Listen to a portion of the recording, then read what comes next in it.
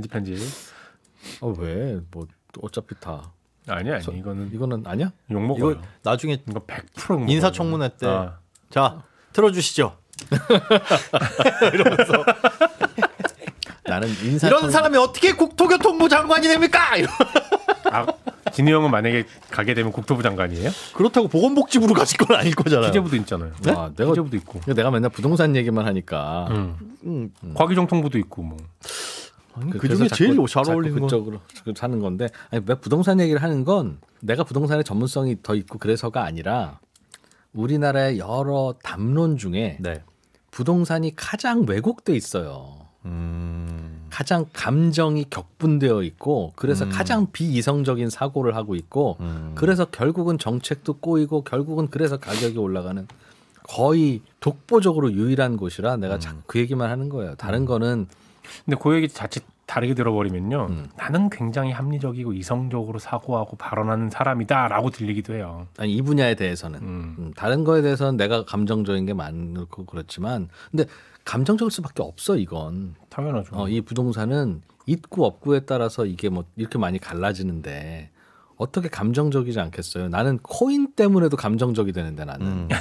아니, 나도 이해한다니까. 나도 그렇다니까. 나도 지금 비트코인 갖고 있는 분들 다 반토막 났으면 좋겠어.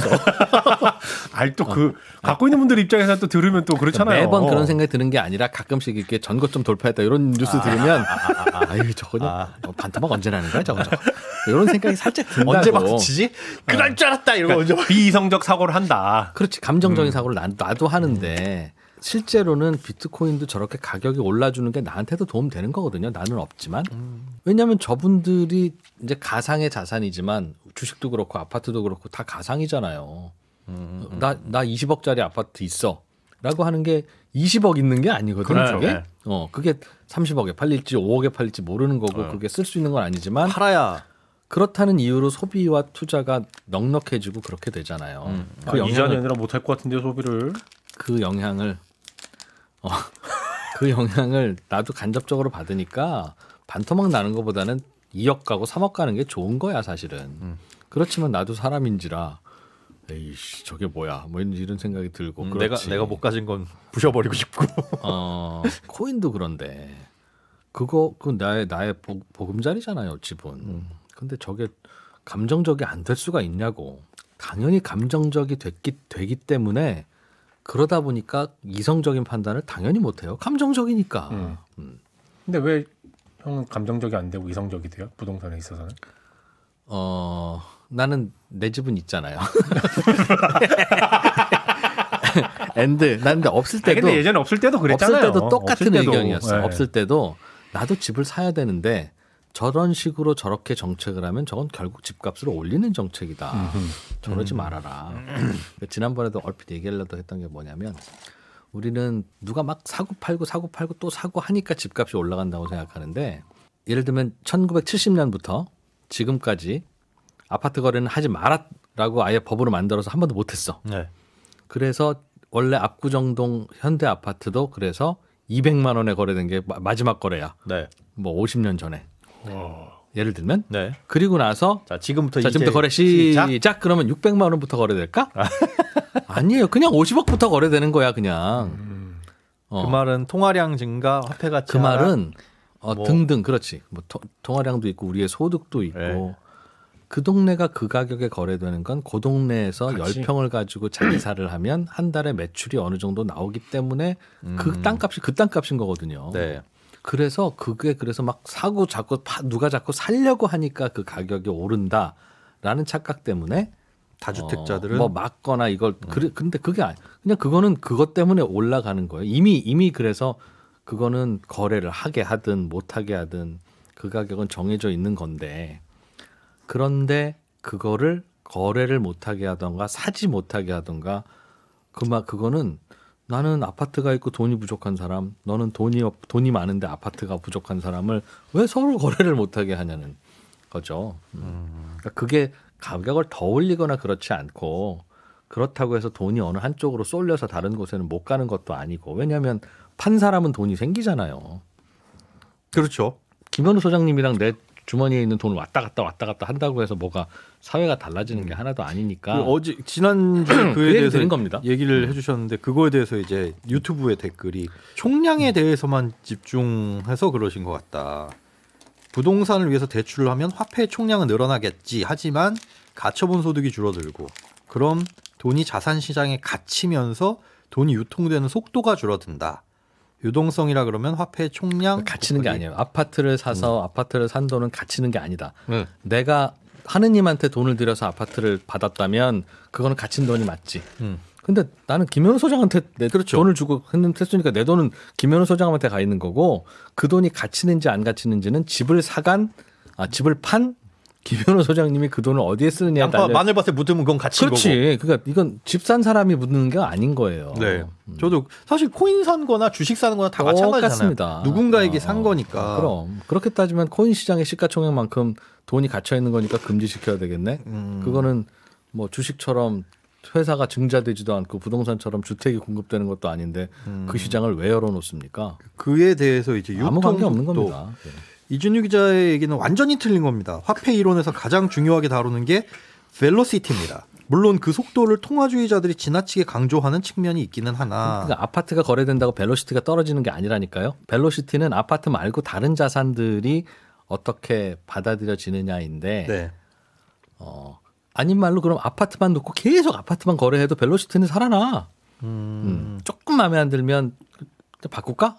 취득세, 등록세를 다른 나라처럼 0으로 만들어주면 아파트만 거래하면서도 벨로시티가 많이 살아납니다. 벨로시티가 뭐죠? 여기서는 화폐 유통 속도를 이야기하는 것 같은데 네, 맞아요. 내가 공대생이었다고 공대만 아는 것 같죠? 공대 하나도 몰라요. 공대도 몰라요? 그렇죠. 뭐 봐봐. 그러니까 사람들이 부동산만 한다 그러지. 어쨌든 하여튼 그 뭐 동의하실 수도 있고 안 할 수도 있어. 이에 대해서는 되게 의견이 분분하네요. 여기에 대해서 이제 반박으로 써주신 분들. 그럼에도 있고. 불구하고 그게 부작용을 일으키는 것도 맞아요. 근데 화폐 유통 속도라는 걸 어떻게 측정해요? 화폐 유통 속도는 그냥 바로 공식에서 측정이 됩니다. 뭘로요? 뭘로 측정을 해요? 그러니까 유통 속도? 화폐의 양과 네. GDP가 나오잖아요. 네. 100원을 가지고 지금의 GDP를 만드는 거와 네. 100만 원을 가지고 지금의 GDP를 만드는 것은 네. 100원을 가지고 만들려면 100원이 10,000배 빨리 움직여야 되거든. 그렇죠. 빨리 움직여야 된다. 그러니까 이건 가상의 존재인 건데 예를 들면 네네네네. 우리나라 화폐 총량이 예를 들면 뭐 3,000조야. 근데 GDP가 3,000조가 나왔어. 네. 그럼 1인 거고. 어허. 화폐가 1,000조밖에 없는데 네. GDP가 3,000조가 나왔어. 그럼 3인 거고. 그럼 세 바퀴 굴렀구나. 3이구나. 아. 거꾸로 그렇게 나오는 거니까 그거는 그냥 나눗셈만 하면 나오죠. 그런데 그 화폐가 많이 풀렸는데도 GDP가 잘 안 오르면 화폐가 유통 속도가 떨어진다고 표현하는 거고 그렇게. 컨셉이 맞지. 그러니까 이재용 회장 개인 통장에 2,000조까지는 없겠구나. 2조가 들어 있는데 그거 안 쓰잖아요. 네. 그거 안 쓰고 있으면 그만큼 화폐의 유통 속도가 떨어지는 건데 그거 안 쓰는 걸 왜 안 쓰냐고 탓할 게 아니라 그게 2조에 들어가 있으면 은행에서 대출 재원이 생긴 거잖아. 네. 그러니까 여러분들이 대출 받아서 쓰시면 됩니다. 이재용 보고 쓰라고 할 게 아니라 그런 거죠. 그리고 어차피 그 2조는 은행에 들어가 있든 주식에 들어가 있든. 그래서 대출을 막는 건 사실 굉장히 중요하고 위험한 일이에요. 막을 때는 막을 필요도 있긴 있지만 함부로 그럴 게 아니라고. 나는 이 돈 쓸 데가 도저히 없어요라고 하는 사람이 있기 때문에 화폐 유통 속도가 계속 떨어지는 건데 아닙니다. 제가 보기에는 이 돈 가지고 어디다 쓸 거예요. 라고 하는 게 대출이잖아요. 그런데 그걸로 꼭 공장 세우는 건 괜찮은 투자고 공장 부지를 사는 거는 나쁜 투자냐? 아니 공장 부지를 누군가가 사야 누가 다음에 공장도 지을 거고 당연히 그렇지 않겠습니까? 거기에서 그게 공장 부지가 아니라 똑같은 부동산이어도 주택이 되면 굉장히 감정적으로 되는데 그 사람이 주택을 사서 자꾸 시중에 주택이 모자라야 부동산 개발업자들이 자꾸 공급을 하게 되는 거라고요. 그러니 지금 전화 걸렸다 끊어진 거 아니에요? 집을 한 채 지으면 아닙니다. 가야 되죠 이제. 어디요? 친절한 경제 원건 다 쓰셨어요? 맞네. 친절. 녹음도 해야 되지 않아요? 맞네. 녹음. 해야지. 다음 주 월요일 친절한 경제는 외환위기 때 1,400원인 환율과 지금 1,400원인 환율은 왜 서로 다른 1,400원입니까? 네. 그 이야기에 대해서 설명을 할 예정입니다. 네. 다르다고요? 뭐가 달라요? 옛날에는 1,400원 갔을 때는 난리가 났고 이건 큰일이거나 야, 이 비상이다 뭐 이래야 되는데 지금은 1,400원이나 갔네요. 하고 그냥 넘어가잖아. 왜 달라졌느냐, 다르게 봐야 되느냐는. 그리고 환율을 길게 보면 아주 오래전에 오히려 700원, 800원 하던 때도 있었잖아요. 그거 한번 설명해 주신 것 같은데. 그런데 우리나라 경제가 성장하고 그러면 왜 700원, 800원이 아니라 600원, 500원, 400원, 300원 이렇게 원화 가치가 올라가야 되는데 오히려 더 비싸졌냐, 달러가 원화 가치가 더 떨어졌냐. 그것도 한번 해주세요. 다음 주 월요일에 듣는 걸로 할게요. 네. 친절한 경제로. 설명할 뻔했잖아 지금. 박세훈 작가가 눈치껏 자르지 않았으면. 잘 자르셨어요. 야, 이거 길게 설명하면 이거 20분짜리인데 뭐. 괜찮을라나? 다음 주 월요일에. 근데 친절한 경제도요. 원고를 좀 쓰다 보니까 네. 야, 내가 진짜 말이 많아졌구나. 친절했어도요? 친절한 경제도 예전에는 딱 한 장 안에로 딱 끝내고 네. 그래서 한 2분짜리였어. 지금 요새는 막 더 길어. 5분씩 읽고 막 미친 거 아니야? 그러니까 지금 제작진이 할 말이 많다니까 진영. 예전엔 나라도 있으니까 나라도 막 그냥 이렇게 하는데 지금은 얘기를 못 하고 있어서. 옛날에는 조금 원고가 길어지면 자세히 보면 이건 빼도 되고 이거 이렇게 빼고 이렇게 압축하면 되겠네 해서 만들어졌는데 요즘에는 5분짜리 원고를 써놓고도 네. 한 줄 한 줄이 다 주옥 같아서 야 이거 내가 뺄 게 없네. 뺄 게 이런 없어. 글을 내가 그런 생각이 드는 거야. 그래서 못 빼요. 그냥 하는 말도 줄이기 어려운데 심지어 글로 써놓은 걸 얼마나. 단 한 줄을 줄일 게 없네. 이야 신이시여 정녕 이거 내가 썼단 말입니까? 근데 말이 많아진 것 동시에 다른 사람 말을 많은 거 싫어해. 옛날엔 잘 들어줬는데. 그러니까 이게 병이지 병. 여러분 조심하십시오 진짜. 아직은 괜찮은 것 같아요. 아니야 내가 보기엔 이건 병이야. 그러니까 그렇게 생각을 하시는 그 단계까지는 괜찮은 것 같아요. 이럴 때 병 조금 아니야? 더 지나가면 라고 이제는 생각하는 문제라고. 그리고 제가 옆에서 뭐라고 했을 때 쟤 왜 나한테 저렇게 얘기하지 하는 생각 드는 순간이 병이라고 생각될 때 좀 치유해야 되지 않나요? 치료를 해야지. 네. 근데 이러다가 이제 조금 생각이 바뀌면 누군가가 뭐라고 하면 저건 저놈이 잘못 생각하는 거야. 그렇죠.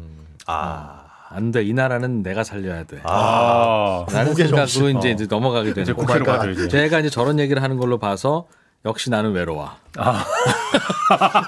나밖에 결단할 사람이 없다. 지식인은 외롭고. 그러면서 자꾸 이제 사람과의 관계를 끊고 자꾸 이제 법전을 보게 되지. 헌법 정신을 보고. 그러니까 그러면 그래도 다행이죠. 어디 뭐 미신에 의존하거나. 그렇지. 나의 권한은 어디까지인가 이걸 보게 되고. 큰일입니다. 그 옆에서 막 부추기고. 헌법이 왜 이걸 나한테 허용했겠냐. 이런 생각도 하게 되고 뭐 하여튼 그렇습니다.